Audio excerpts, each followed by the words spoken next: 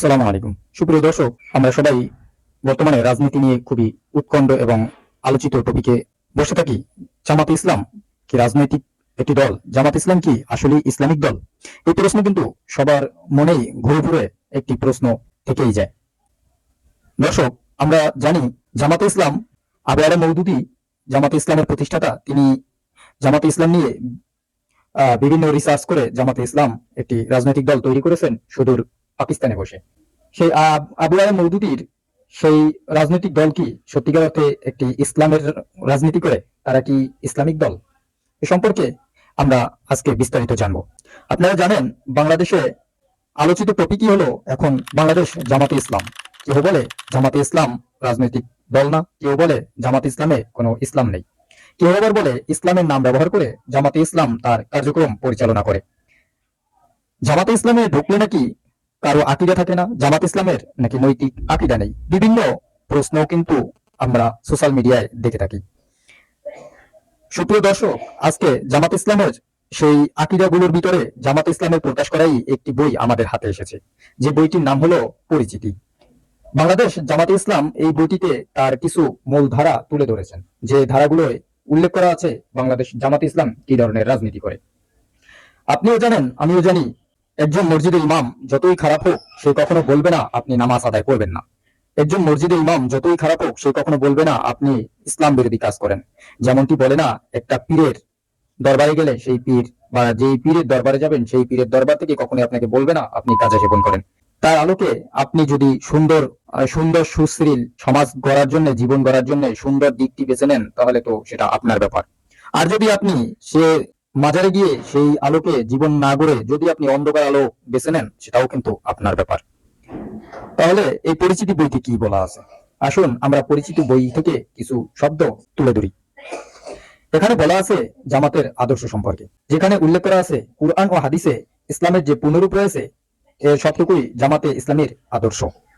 বিশ্বনবী হযরত মুহাম্মদ সাল্লাল্লাহু আলাইহি ওয়াসাল্লাম ইসলামের যে বাস্তব রূপ দিয়ে গেছেন তার সবটুকুর নামই হলো দ্বীন ইসলাম। খুব সুন্দর কথা লেখছে কিন্তু। নবুয়তের 23 বছরের জীবনে তার কথা, কাজ ও অনুমোদন ইসলামের যে পূর্ণাঙ্গ রূপ দিয়েছে তার কোন দিক, বিভাগ ও অংশই ইসলামের বাহিরে নয়। আল্লাহ রাব্বুল আলামিনের প্রেরিত সেই শেষ নবী হযরত মুহাম্মদ সাল্লাল্লাহু আলাইহি ওয়াসাল্লাম সুন্দরতম আদর্শ হিসেবে অনুসরণ করার জন্য কুরআনে নির্দেশ দেওয়া হয়েছে। এটা কিন্তু আপনিও জানেন, আমিও জানি, কুরআনে যে আলোকে নির্দেশ দেওয়া হয়েছে সেটাই কিন্তু আমাদের ইসলামের মূল দলিল। বিশ্বনবী হযরত মুহাম্মদ সাল্লাল্লাহু আলাইহি ওয়াসাল্লাম শুধু ধর্মীয় ব্যাপারে অনুসরণ করে রাজনৈতিক, অর্থনৈতিক ও অন্যান্য দিক তার আদর্শ না মানা মুনাফিকির পরিচায়ক। জীবনের সর্বক্ষেত্রে যেমন আল্লাহকে একমাত্র হুকুমদাতা মানতে হবে, তেমনি রাসূল সাল্লাল্লাহু আলাইহি ওয়াসাল্লামকে জীবনের সর্বক্ষেত্রে আদর্শ নেতাও কিন্তু মানতে হবে। সুপ্রিয় দর্শক, আপনি আমি সবাই জানি নবী করিম সাল্লাল্লাহু আলাইহি ওয়াসাল্লাম যেই দিক নির্দেশনা আমাদের দিয়েছেন সেই দিক নির্দেশনা থেকেই কিন্তু আমরা আমাদের সুন্দর জীবন গড়ে তুলে ইসলামের পরিপূর্ণ একটি বিধান আমরা কায়েম করতে পারি। ঠিক সেই জিনিসটাই কিন্তু এখানে উল্লেখ করা হয়েছে।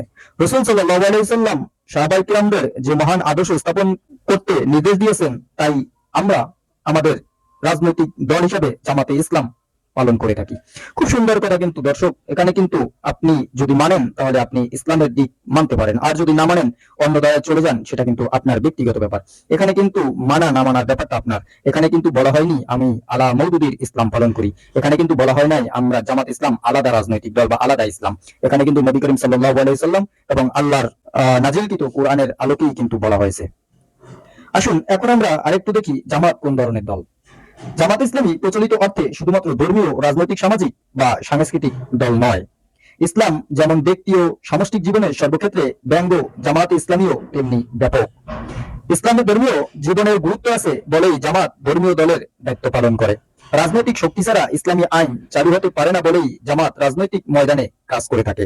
সমাজসেবা ও সামাজিক সংশোধনের জোর তাগিদ ইসলাম দিয়েছে বলেই জামাত সমাজসেবা ও সমাজ সংস্কারে মনোযোগ দেয়। এই অর্থেই জামাত ইসলামী পূর্ণাঙ্গ ইসলামী আন্দোলন বা ইসলামী একটি রাজনৈতিক দল। সুপ্রিয় দর্শক, এখন এই বর্ণনা থেকেই আপনাকে বুঝতে হবে আসলে এটা কি ইসলামিক দল না ইসলামের বাইরে। এর আলোকে যদি আপনি জীবন করেন তাহলে কি আপনার ইসলামের আলোকে জীবন করা হবে না আপনাকে ইসলামের বাইরে নেওয়া হচ্ছে। আপনাকে আল্লাহ পাক বোঝার মতো কিন্তু একটি সুন্দর ব্র্যান্ড, একটি সুন্দর মেধা দিয়েছেন। আপনার মেধা দিয়েই এটাকে আপনি বোঝার চেষ্টা করবেন। অন্যের কথায় প্ররোচিত না হয়ে, অন্যের কথায় আমরা ধোকায় না পড়ে আমাদের বিবেক দিয়েই কাজ করব। অবশ্যই জামাত ইসলাম একটি ইসলামিক দল।